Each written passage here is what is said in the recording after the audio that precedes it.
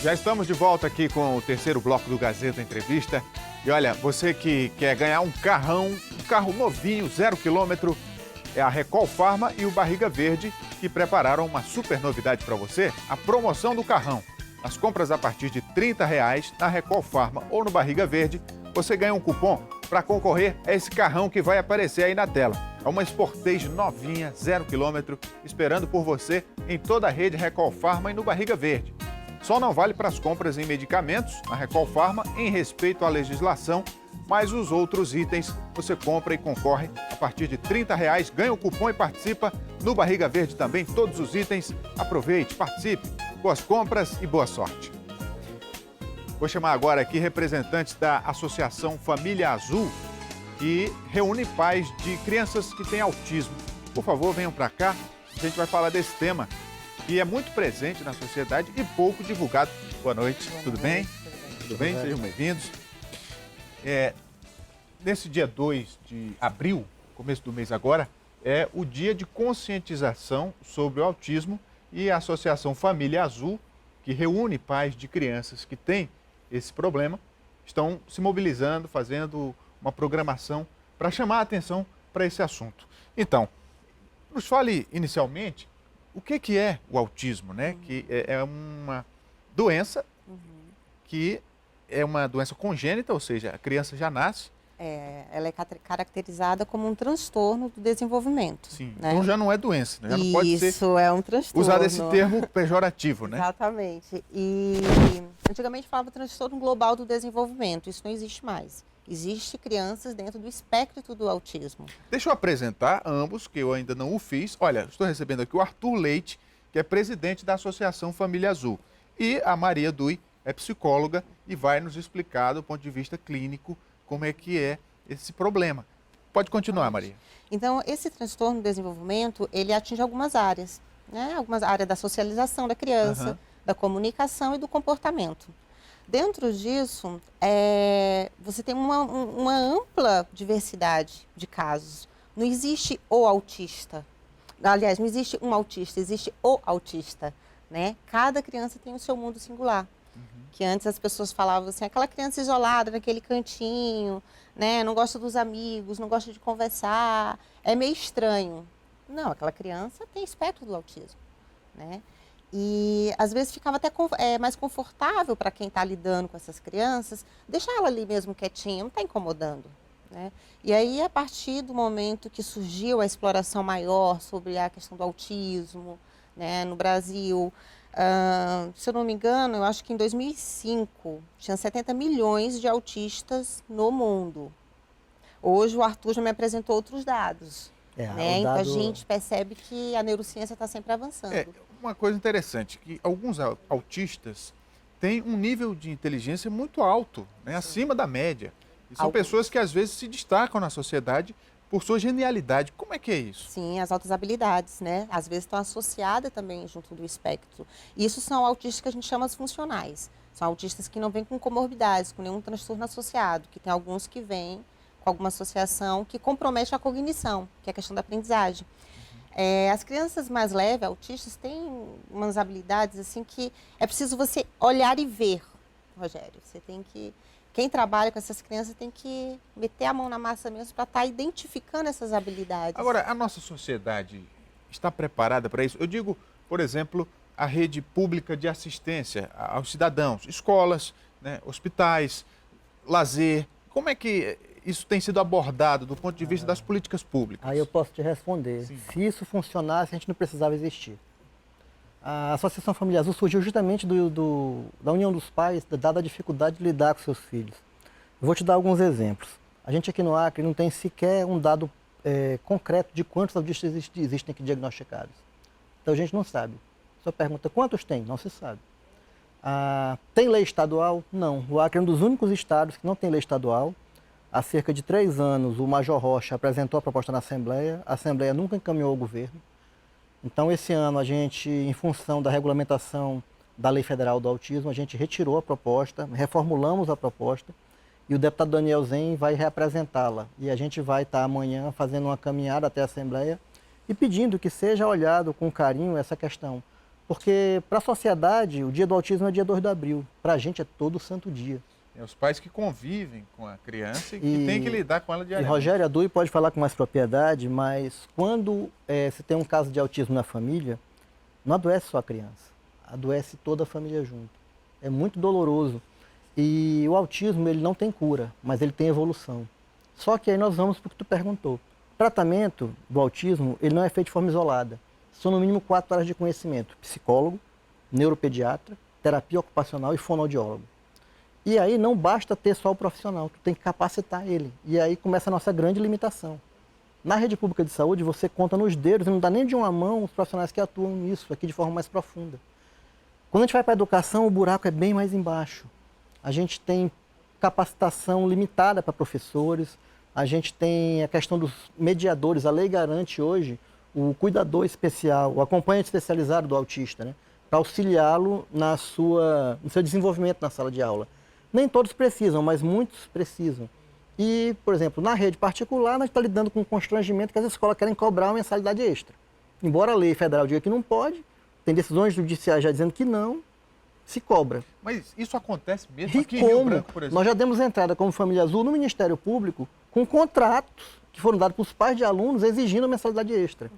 E na rede pública, a prefeitura fornece o mediador, o Estado também. O problema o que é? A maior parte é contrato provisório. E aí dá uma outra rotatividade. Para o autista, quando nós temos quebra de rotina, a criança regride. E regride de uma forma absurda, que você tem que lidar com crises, com retrocessos, que ela já avançou de comportamento. Isso eu estou te falando de Rio Branco. Se eu entrar para o interior, tu te assusta com os relatos que chegam para a gente.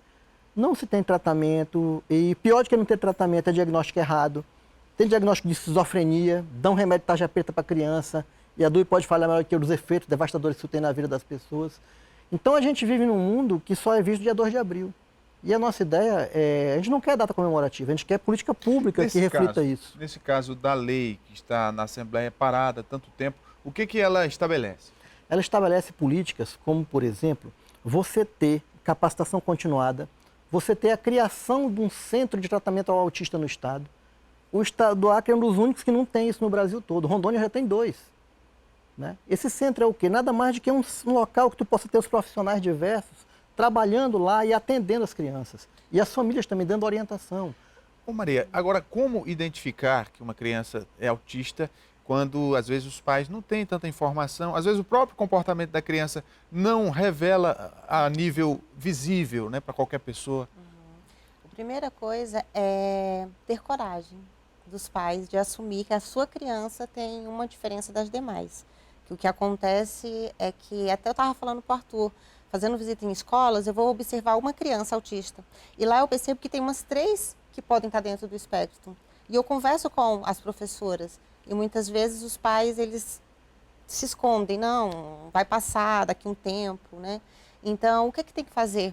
Tem que buscar ajuda, sim, um diagnóstico com profissionais especializados, psiquiatra infantil seria o ideal, psicólogos, neuropsicólogos, né? E fazer o acompanhamento dos quartetos aí que o Arthur já citou. No caso, a Associação Família Azul, que tipo de suporte ela oferece hoje para os pais que têm crianças nessa situação? A gente tem um trabalho de rede, nós temos diversos profissionais, e mais do que isso, nós temos pais que já passaram por essa caminhada de sofrimento.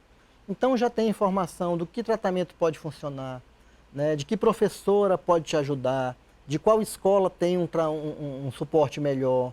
Então a gente troca ideias, desde a questão do sono, de como tu lidar com o comportamento, como tu trabalhar o resto dos irmãos para lidar com o autismo. Como é que tu pode conversar com a professora? O grupo está com vários materiais didáticos que a gente baixa, a gente leva para a professora, leva para quem estiver atendendo a criança para tentar dar suporte. E principalmente suporte emocional para os pais, que é uma bala muito grande. Rogério, só para te ter uma ideia, há 2 anos atrás o número oficial, que era a cada 100 crianças nascidas, 2 eram autistas. Agora, a cada 70 crianças, 2 são autistas. Aumentou o número? Não, só aumentou a capacidade de diagnóstico. E eu te trouxe aqui uma matéria que eu tirei da UOL, 90% dos brasileiros que têm autismo não tem diagnóstico. E nos Estados Unidos agora, para cada 50 crianças que nascem, 1 tem autismo. E existe muita discriminação também da sociedade, sim, né? A criança começa a ser discriminada, às vezes dentro de casa e depois no meio externo. Tem muito sofrimento, Rogério. Eu sou bem da parte mais humana, né? Mas muitas crianças, às vezes, tem um caso que eu acompanho recentemente, e essa criança, ela foi diagnosticada com alguma síndrome e foi usado aparelho auditivo. O Arthur sabe de que eu estou falando, né? Então, e ela tem alta sensibilidade auditiva e já estava usando um aparelho para ouvir ainda melhor. Então, você imagina o que proporciona, né? Surtos mesmo. Coisa totalmente distorcida. Né? E aí vem, a criança não respondia quando o pai chamava e se pensou que a criança tinha deficiência auditiva. Por conta das características, né? Que o autista tem dificuldade de comunicação. Agora, o nosso tempo já está acabando, o assunto é tão interessante, mas vejam só, às vezes a criança autista, ela também demonstra uma capacidade de afeto muito grande, né? Muito. É tanto que o apego aos pais e a ligação entre pais e filhos nessas condições, às vezes, ultrapassam uma ligação comum, né? Como é que é? Não é que eles não, porque geralmente, você está falando uma coisa até que é nova, até bacana, você está por dentro do assunto. Porque antigamente dizia que a criança autista não tinha apego afetivo. E, na verdade, ela não sabia demonstrar essa afetividade. E hoje não. Hoje elas estão trabalhando, as famílias estão mais conscientizadas. E isso proporciona essa proximidade. Mas até um tempo atrás, não. A criança autista ficava no canto dela e os pais em outro. A afetividade agora é atual. O Arthur sabe disso. Arthur, para a gente encerrar, vamos falar da programação das atividades, chamar o público para prestar atenção nesse assunto, né, e discutir isso melhor. Então, Rogério, a gente tem hoje à noite uma sessão especial na Câmara Municipal. Nós vamos iniciar um outro processo de tentar criar as leis municipais, né, e chamar atenção para as políticas públicas necessárias. Amanhã, por conta do feriado do dia 2, a gente vai estar antecipando para amanhã a caminhada até a Assembleia. E, paralelo a isso, a gente está montando com as faculdades cursos e palestras para os profissionais que ainda não estão formados, para a gente sensibilizar, para a gente atrair mais atenção sobre o tema, porque a carga horária nas faculdades para lidar com o autismo se limita a 1 a 2 horas. Né? Então, é pouco para a complexidade que o tema tem. Verdade. E a gente, assim, só espera que as pessoas entendam que a criança precisa de ajuda, não ser isolada. Como tu tocou antes na questão do preconceito, você tem preconceito, você acha a criança como abestada, como esquizofrênica, como esquisita, e ela é uma criança próxima do normal. A gente só tem que dar chance para ela se aproximar. Eu estou falando de criança, mas eu não tenho nem ideia de quantos autistas adultos tem no estado, que deve ser um número grande, trancados em casa, isolados pela família, que nos anos 70, 80 não tiveram chance de cuidar adequadamente dos filhos. Gente, nosso tempo acabou. Obrigado pela vinda de vocês e conte com a gente sempre para divulgar esse tema quando necessário. Obrigado pelo espaço e a gente que agradece chamar a atenção sobre o tema, né? Que nós precisamos muito de ajuda e sensibilizar principalmente quem faz política pública nesse estado.